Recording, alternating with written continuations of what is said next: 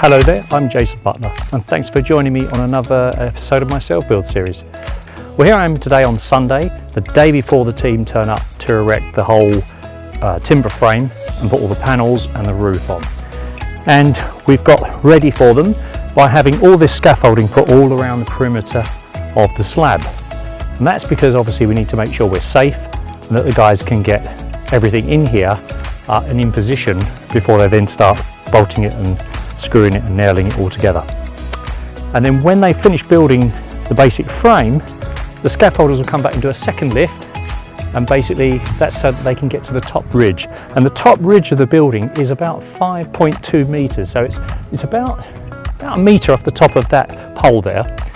And we've got a big vaulted ceiling in the building going away about half the way, so that the lounge and the kitchen diner area are all lovely and big and open plan, and then the bedrooms and the bathrooms are all be down the other end of the building, and that will have a normal lowered ceiling.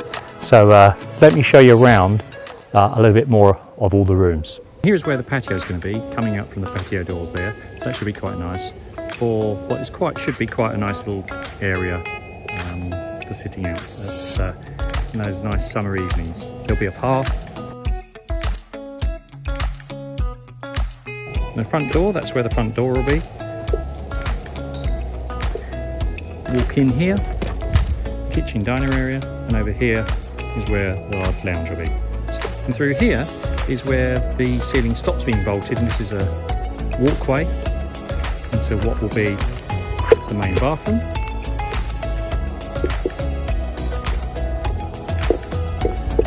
Into be bedroom 1. And here will be bedroom 2. And bedroom 2 will benefit from a small ensuite.